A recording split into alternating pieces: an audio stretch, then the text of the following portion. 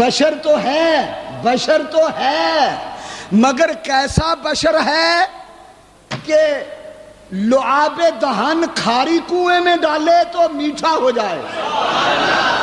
پسینے کی خوشبو 14 صدیوں کے بعد آج بھی مدینے کی گلیوں سے آتی ہے. پھر میرے ساتھ مل کے کہہ لو اللہ ہی جانے، اللہ ہی جانے.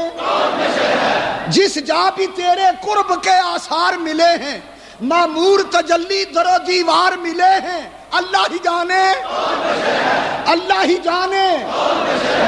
ایک صحابیہ آئی، میں غریبنی ہوں، لڑکے کی شادی کرنی ہے، خوشبو پلے نہیں، خوشبو لگانا آپ کی سنت ہے، پیسہ کوئی نہیں، بازار سے خوشبو کیسے لاؤں؟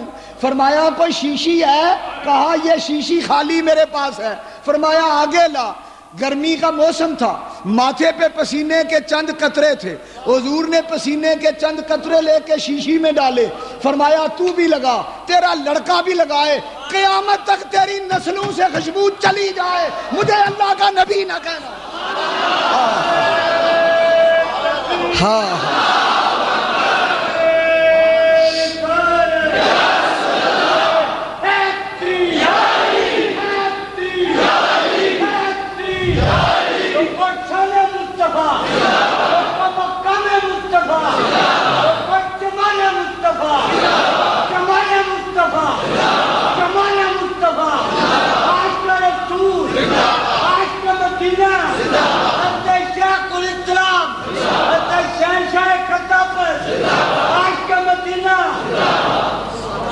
مجھے بتاؤ تو صحیح، میرے ساتھ مل کے کیوں نہیں کہتے اللہ ہی جانے؟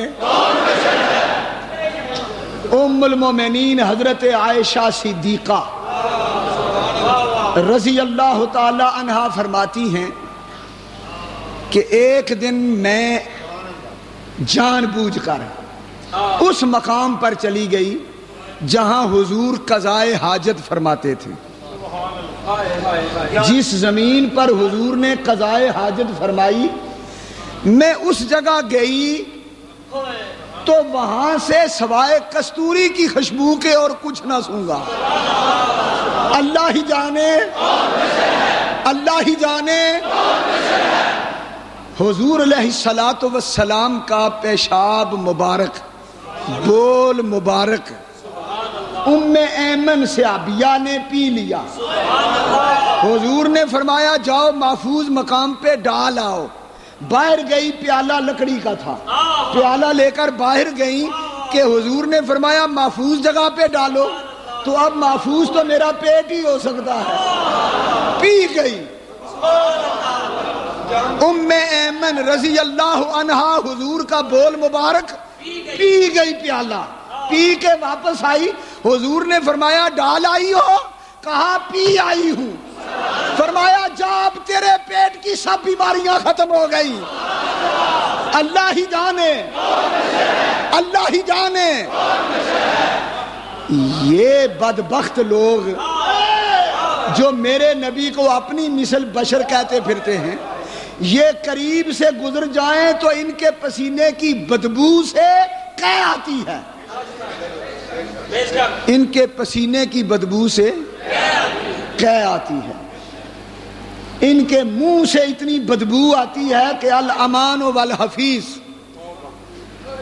اور دعوے کیا کرتے ہیں؟ بشر مثلکم، نبی میرے جیسا تھا.